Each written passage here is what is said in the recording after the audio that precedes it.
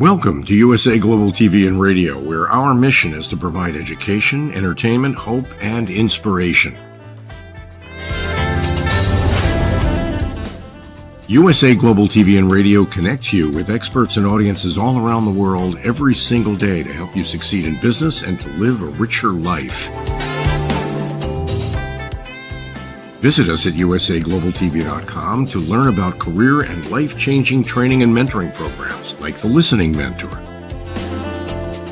Subscribe to our newsletter to stay informed about our special programs and offers. Discover how you can become a guest on one of our shows or a host or producer of a USA Global TV and Radio show of your very own. That's USA Global TV and Radio, where the doctor is always in.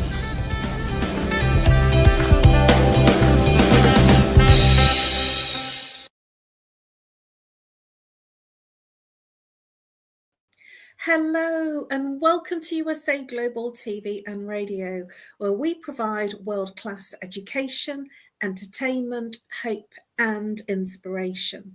Our show today is A Woman's Prerogative Part 2 in partnership with E360 TV. A warm welcome to our loyal viewers and our friends at E360 TV. And hello to all of our friends on our usual platforms, YouTube, Facebook, LinkedIn, and X. Today's topic is the great debate, remote work versus office life in today's world, Part 2. I'm Caroline HEWARD, known as the Harley Street Stress Expert. I'm your host today for the show, and I'm absolutely thrilled and honoured to be representing Dr. Jacqueline as your host for USA Global TV and Radio's flagship show. I'm a TV presenter, resident therapist for USA Global TV and Radio. Tonight, I'm joined by another full-time panelist who's coming all the way from Australia, and that's Mariska Dupree, our person that is the coach extraordinaire on the channel. Please bring out Mariska Dupree. Hello. Hello, Caroline. I had to think twice before I said New Zealand. So now you've moved. I noticed. Had to pause and stop. Please do share with our viewers, Mariska, a little bit about what you do and how you help people, especially for the people that are here for the first time and are hearing about your work. Thank you, Caroline. So I work with leaders, whether you are an up-and-coming leader stepping into leadership, or you are already a leader and you want to step up within your leadership space. I love working with specialists moving into leadership, or even specialists within that leadership space, helping you to also bring a little bit humanness into your space, because as specialists, typically, we know how to work with the things or the specialization in which we started, but not necessarily so much with the humans. That helps us to be even better within our team spaces. So you can get hold of me, as you saw, via my website or my email, which is mariska@journey2discover.com, or alternatively on LinkedIn, and just send me a message and we can start our conversation. And with that, Caroline, how about you?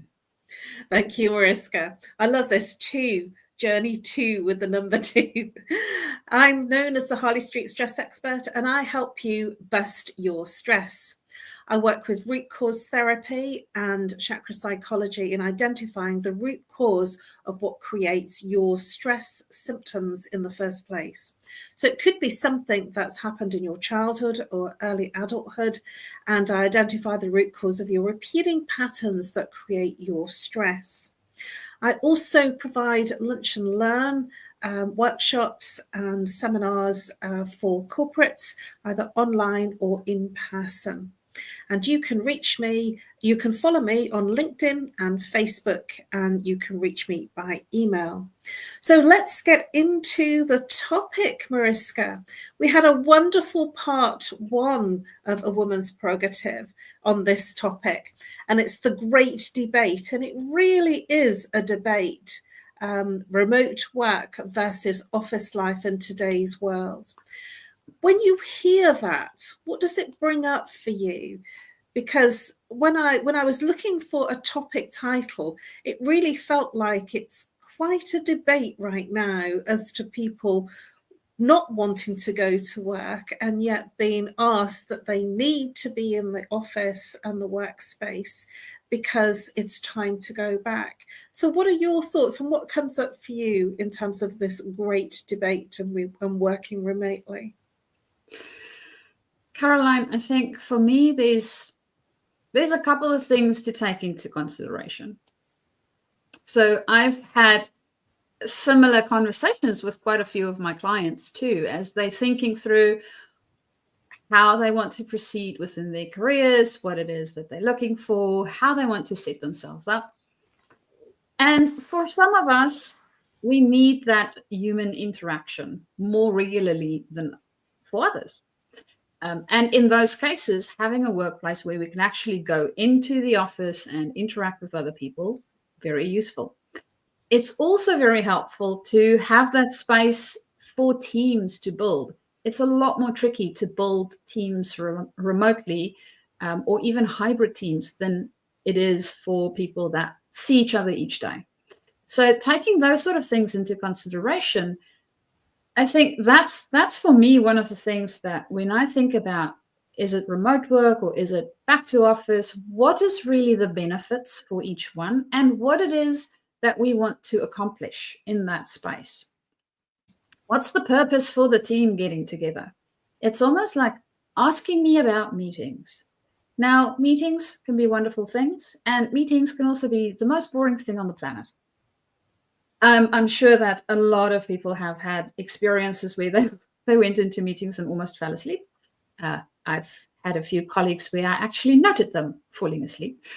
And they might have had meetings where they felt very invigorated afterwards. So it's really around what it is that we want out of that process. I think that's coming up for me when I think about this topic specifically, and being very intentional with it. So not just going back for the sake of going back, and also not just doing remote for the sake of being remote. So really being intentional would be the place where I would start. And well, with that, how about you? I'm in total agreement with everything that you've said, Mariska. And at the same time, I have had some of those online meetings, team meetings. And although they've been very structured and productive, I've found it a little bit odd because, like you said, there's a place for meeting in an office, and there's an experience that you just don't get when you're online, and it almost feels a little bit forced when you're online. And at the same time, we've got the work done and we've got the brief sorted out. It just feels not as comfortable for me because I'm quite an extrovert, so I prefer that social interaction. But there are many people, such as insurance and banking and the health sector, that are very much doing a lot of online consultations, online calls and online activity in terms of work. And I frequently have picked up a call where the dog's barking, or there's a child playing, or I can hear a TV on in the background, which doesn't feel very professional to me. And at the same time, you know, they are saying that some of our workers are working from home. My feeling is that some professions, such as banking and insurance and the NHS, in terms of the medical professional world, I feel that it's important to be confidential and be security aware with people's details and in the phone calls and consultations that they're doing online. What are your thoughts about security in terms of those kinds of professions, Mariska? Because that certainly comes up for me as a topic for broad debate when people are working from home. Caroline, I think that is one of those extra added layers that we do need to think about when we say, okay, I'm going to work from home. And what does this actually entail when I think about my type of work that I do? And as you mentioned, bankers, I don't know. Do I want to go and see my bank manager at his house or online? Potentially not. I like going into the bank. Not always, but to go and see them and have a decent conversation and feel cared for within that space, there's a different experience to it. And I think for me also, knowing that they have the information that they have these days, especially in the local space, right, the likelihood of them being able to take care of it there versus, well, on a personal PC at somebody's house, different story. So I want to make also sure that my information is cared for in the appropriate way, so that we do not get all these other wonderful people that can siphon off interesting things and make us say and do things that we don't normally say and do. So yes, I absolutely agree that security is a big consideration. One of the other things, as you were talking about the doctors, that came up for me was, well, I'm not too sure how do they do blood pressure checks and all of that online, because I don't have the equipment at home. So I'm not sure how they would even try to do that. So there's certain things that, well, we just need to be in person. That's the way it sort of works. We are in true form on a physical plane, and we need to have some physical interactions. There's a reason for it. And then there's some other things that we can potentially do online with a lot of forethought. So as you mentioned, that meeting that was productive, potentially not necessarily as socially interactive, might have been organized in a different way. I must admit, just thinking about team meetings, I'm the type of person that bounces off people. And I do like when you're in a room and that has an energy and a vibrancy about it that I don't feel that I can quite get online in the same way.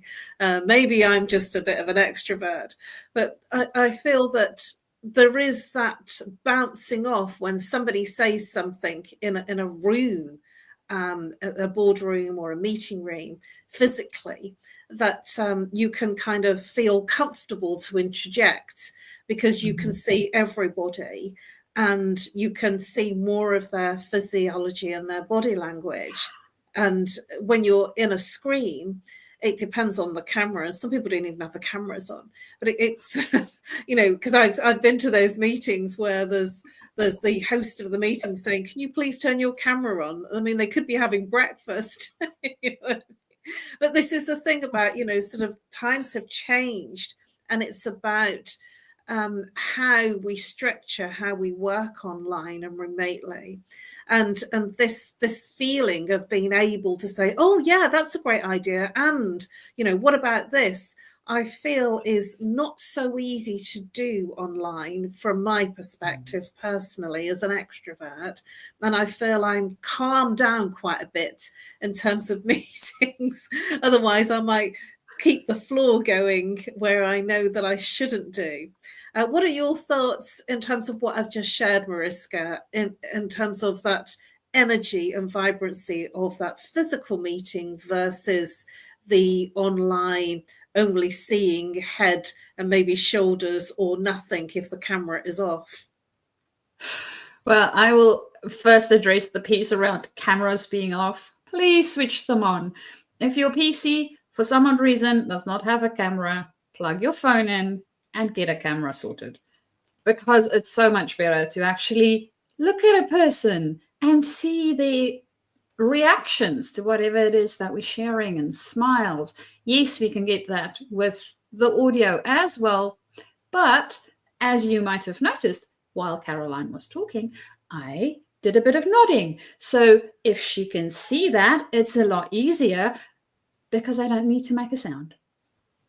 So taking things like that into consideration, I think, is really, really important. And that's something, especially with the people when we are doing coaching and looking at the remote work that they might be doing, or some of their teams being not in the same vicinity, we actually look at things like this, making sure that people switch their cameras on. Yes, we know you are in a work environment. It is not going to necessarily look as glamorous as this. And we would still love to see you. It does not, however, have the same full body experience, as you mentioned, Caroline. And for some people, that might be helpful. I know quite a few introverts that go, well, I prefer the flatness of people versus their 3D-ness might be overwhelming for some. And in saying that, we do get a lot more information when we are in a room with people. We can also have different types of conversations. It's very interesting. I had a conversation, I'm busy with some team coach training at the moment. And one of the elements within the team coaching space is being able to have a conversation with your co-coach while the rest of the team observes the conversation, but you are not part of the conversation. So doing that online versus doing that in a room where we have other people around us, quite a different space. And I am yet to figure out how to do that online so that it feels, I won't even go and say natural, but not awkward. So being able to work through that and test things out, see what works. But in general, we have more flexibility when it comes to in-person things, I think, than it is when we are online, because we have a little bit of a two-dimensional limitation, so to speak. And Caroline, I'm wondering, when you think about the benefits of office versus remote, what else is coming up for you? This two-dimensional scenario that you've described is very much how I feel about it, that I do like the 3D version of people, the smiles. And I do feel that when you're staring into the screen intently, looking at everybody and listening as well, it actually is much harder in a team environment, I feel. And it also is more taxing in terms of the focus. Whereas if it was physical, I feel that, it's just much easier. And it's much easier to have those non-verbal cues and to be able to respond to those non-verbal bits of communication. It's like sort of standing at the coffee machine before we sit down. That bit's missing. And in A Woman's Prerogative Part 1, Reverend Lydia mentioned about donuts at the coffee machine, and I just thought, whoa, I want to go to those meetings with the donuts, because there's definitely no donuts in my meetings. And at the same time, I'm looking at how it affects employee well-being and what the mental health implications are of working remotely versus being in the office working. And my feeling is that it's more tasking to be in a screen and more draining visually to be in a screen all day, as well as in the face-to-face interactions on the screen. And for myself personally, it makes me feel very headachy when I'm in a screen, and it makes my eyes very tired and sore quite quickly.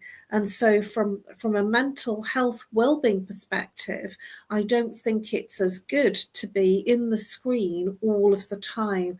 And I find that if I take a break and come away from the screen, like do something else, like make a drink or make a sandwich, or literally just do something different, I feel energized and I feel better from being away from the screen.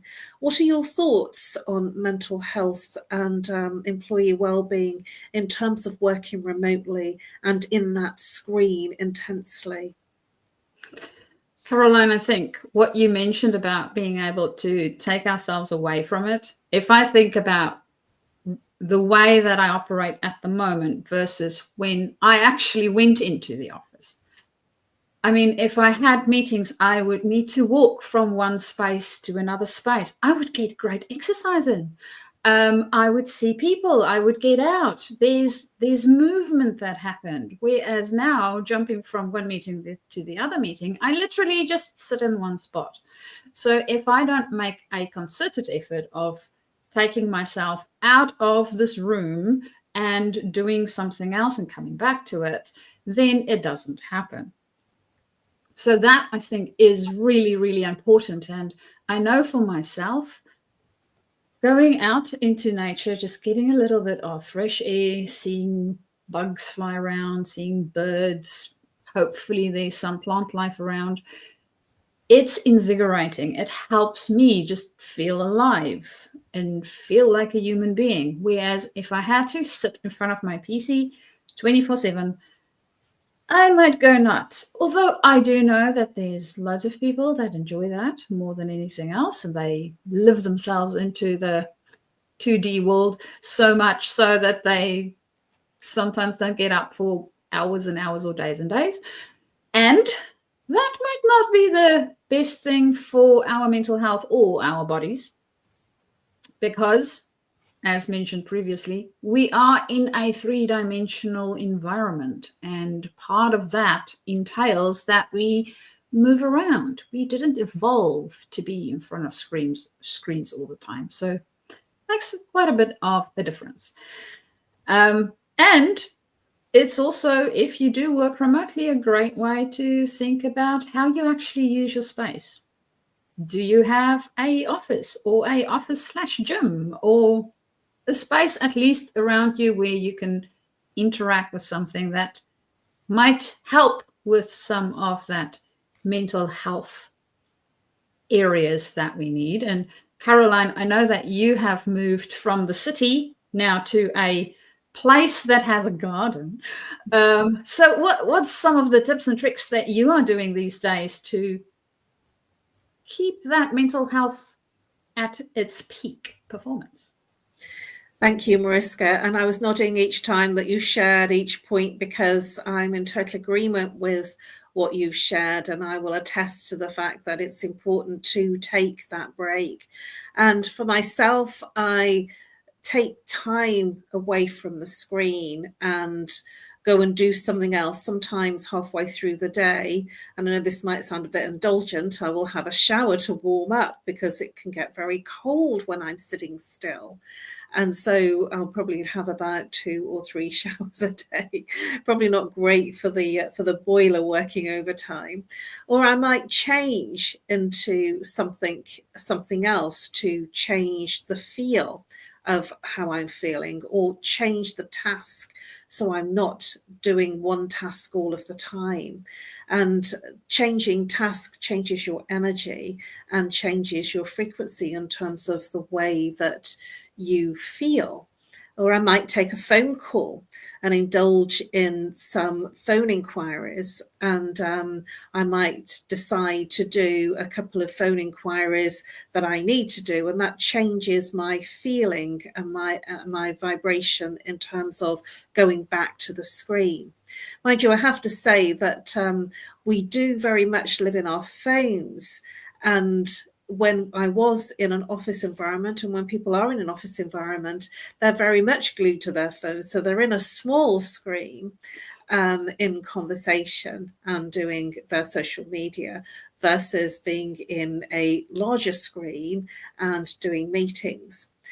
One of the things that I want to bring up is the perspective from the company, the fact that people working from home and not needing to go into the office. And when I was in London, particularly, I saw that there was nobody that was going in the banking industry and in insurance and in the tech industry in terms of the city. And I live not very far away from the city, and the city tube stations were empty and they never came back. the main city stations.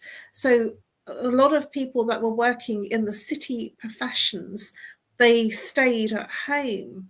Now, my feeling is that there will be huge financial savings from a company perspective of all their workers working from home, even though there is security challenges. I feel that from a company perspective, if all their workers that were working in the bank or insurance are working from home, then they don't need the fancy big offices in the middle of city or running up huge bills in terms of the electricity, the heating. And what will be happening, though, for the remote worker is the remote worker is running up those bills working from home. So what are your thoughts? Because, it is a win and a lose in different ways. And I don't know, because I'm unsure, if there is any budget from the companies for utilities when people are working from home remotely. What are your thoughts in terms of, this is like the big thing that nobody talks about, but actually the companies are winning by having their team remotely working?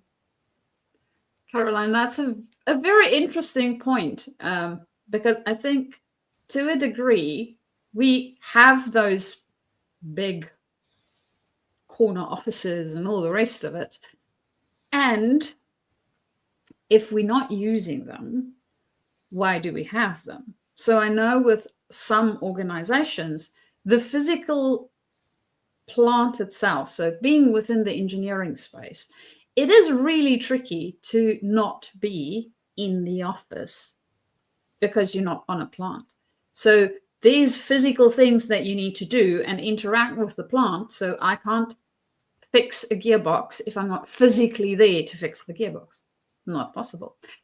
For some odd reason, they do not want to do that remotely. Go figure. So I will physically need to be there. There's certain things that might be able to do remotely and certain things that we won't be able to do remotely. In the case of insurance agencies, for instance, or other agencies where you have more of a service-related type of thing that you are doing, more so than a product, I think it is something to definitely take into consideration around, well, do we really need the office? If we do, what do we need it for? And if we need it for this thing, is it required to be this specific space? And we might have some cost savings, as you mentioned, and see how we can redistribute that into other spaces. Because, as you also mentioned, if I'm going to be working remotely, it means that, well, I use the electricity in my house, which would, in all likelihood, go up a little or a lot, depending on what it is that you're running. Same with your internet provider, phone provider, blah, blah, blah, all the rest of it. So depending on all of those sort of utility things, it might have quite a significant cost impact. And because we don't use it as much in the office, it might have a benefit in that space. In saying this, I do know that some employers have well, you need to come in a certain amount of days in the week, and it doesn't matter which days, which still has an overhead for them, because in general, they need to have the office open for 5 days a week still, even though they might only see some of the people in the office on a Monday, most of them there on a Tuesday, and some of them there on a Wednesday, and nobody there on a Friday. It makes a big difference within that space as well. So seeing how we can effectively do this, I think, also makes a big difference. And really thinking about what it is that we are trying to achieve in the process. I think a lot of times, I know for myself, and I have noticed with my clients as well, we don't always think about the intent. We do something, we try something, we want to solve a problem, but we don't give ourselves enough space to step back and go, okay, so what's the intent? What is it that we are trying to achieve in this process? And then start to problem solve from that space and really understanding the question first. before just jumping into whatever we think the question might be. So that's some of the thinking that I've done on this. And in all likelihood, there's still a load more that needs to be done. Thank you, Mariska. Some interesting perspectives and some great shares there. And from the perspective of how it can be implemented further, I do feel that legislation needs to be brought in terms of how we go forward if remote working continues. And I feel personally that remote working is here to stay for many companies. And I feel that this term hybrid seems to be talked about a lot, that it's going to be a combination of being in the office and being at home and having that hybrid half and half, or a percentage of working from home as well as working in the office. But my thoughts are, do you feel, and we're coming to the end of our show, can you believe it? We've almost come to the end. So I do want to look at generational differences. Do you think that the generations have a role in terms of preferring to work remotely or versus office work? My personal view is that our younger generation, certainly our Generation Z and the Alpha generation that are coming up now, going into early working, and part-time working. My feeling is that they do like the remote activity of working because it gives them more flexibility, and also they like to stay in bed a little bit longer because they are on their social media. And that certainly is something that I have been privileged to hear from young people. So what are your quick thoughts on this before we close our show, Mariska? Caroline, I think for me, the thing that comes up, I don't know if you've ever watched the movie WALL-E. It's about a small little robot that scavenge the earth to see whether it can find any life. And the reason why it needed to do that is, well, we messed up the planet apparently so bad that there wasn't any life left and everybody just went into a spaceship. So on the spaceship itself, we have all these people whizzing around in these cool little seats with screens wrapped around them.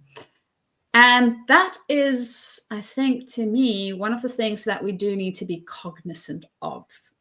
Yes, remote work does give us a lot more freedom, and it might also impact the type of social interactions we have.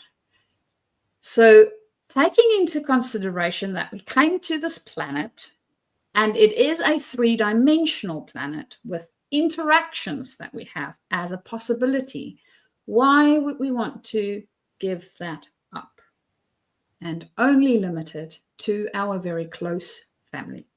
Because if we only put ourselves behind a screen, it becomes really difficult to build deep connections. And I'm not saying that it's impossible, because I know for myself, I have built deep connections. I've never met Dr. Jacqueline in person. We have only met online. And Caroline, I know that you had the privilege of meeting her not so long ago when she came to the UK. And I'm sure that that was a wonderful experience to have and something to cherish. We need to be able to interact with people in a physical dimension because we are here in a physical dimension. So it almost feels like we are doing ourselves a disservice to an extent, and taking into consideration what impact that disservice might have. We are a social species. We do co-regulate a lot better with each other when we are in person. So taking that away, I don't know. We need to really think about how good that would be for us as a species in total, and not just our own preferences as human beings. Thank you very much, Mariska. Some thought-provoking thoughts there and comments. Wow. I'm inclined to agree with you. And at the same time, I've built up incredible friendships online, including yourself, Dr. Jacqueline, people on this platform. And I've got into working online and on the screen. And at the same time, I did speak on stage last weekend. And I must admit, I felt good. It was really good to be speaking in front of a live audience. I felt something that was quite exhilarating. So even though I love working on this platform, I did feel a thrill and a sense of exhilaration from being in front of live people. And I remember saying, I love the fact that I'm here in front of a live audience, because it's what it made me feel. Well, we are completely out of time. Oh my gosh, that was so cool. I really enjoyed our wonderful debate. We have been exploring the great debate, remote work versus office life in today's world. Thank you so much, Mariska. Before we go, please, Mariska, share how people can contact you, what the best way of reaching you would be. So if you would like to contact me, you can do that via my email, which is mariska@journey2discover.com. Or alternatively, you can also find me on LinkedIn and send me a message so we can start our conversation. I would love to hear from, well, any upcoming or already leaders that would like to bring some more humanness into their workspace. How about you, Caroline? Thank you. And humanness all the way, Mariska. Well, for me, you can contact me on nomorestress@live.co.uk, or you can call me. If you're international, +44 is the code. If you're local, UK-based, 07523 120 189. Please do follow me on LinkedIn or Facebook. Those are my preferred platforms. And you can reach out and I will absolutely help you bust your stress. Well, we are right at the end, right at the top of our program tonight. Thank you so much, Mariska. We've had a wonderful share. I think we could go on and on. Part 1, part 2 we've done tonight, and part 3 and 4 I'm sure we could do again. So thank you very much, everybody, for joining us, whether you're here on the live or the replay. Just one final thing before we pass over to our sponsors. Join our VIP exclusive community and become an exclusive VIP community member.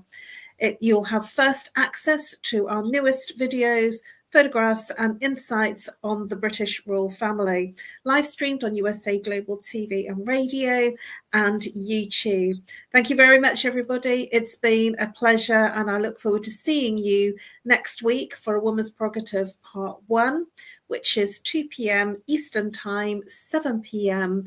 Greenwich Mean Time, and part 2, A Woman's Prerogative, which is 4 p.m. Eastern Time and 9 p.m. Greenwich Mean Time. And I look forward to seeing you next week. Have a wonderful week, and I hope you enjoyed watching either on the live or the replay. Bye-bye for now, and over to our sponsors. We face daily cyber risks, spending over 7 hours of screen time, including 4.5 hours on mobile phones. This convenience comes with significant dangers, with cybercrime costs predicted to exceed $10.5 trillion by 2025. In 2023 alone, seniors lost over $3.4 billion to cybercrime. Our goal is to make social engineering concepts of cybersecurity easier to understand. We work with business teams, senior living facilities, investment companies, and educational institutions, both individually and in groups. We offer real-life examples to help you recognize and prevent attacks, with sessions available both in person, in selected regions, and remotely. Schedule your training session, or to learn more, contact us today. Call us at 847-845-9360. Email us at info@cybersecurityeasy.com. Protect your team and family with cybersecurityeasy.com.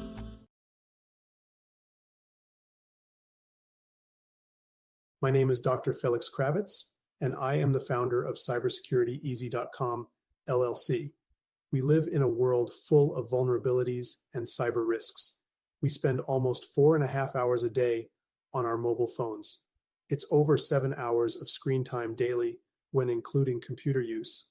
We often forget that this convenience comes with risks. Published data predicts that the cost of cybercrime will exceed $10.5 trillion in 2025. These numbers encompass not only businesses, but also each one of us, including our children and our parents. In 2023, the FBI reported over $3.4 billion lost by seniors aged 60 and older. CybersecurityEasy.com LLC's initiative is to massively support the community by providing cyber safety coaching and improving social engineering awareness. Our goal is to make social engineering concepts of cybersecurity easier to understand. We work with business teams, seniors, and educational institutions, both individually and in groups. We cover various topics from phone phishing attacks to AI-generated voice cloning, robocalls, password protection, and more using life examples. Talk to us today. Call us at 847-845-9360 or email us at info@cybersecurityeasy.com.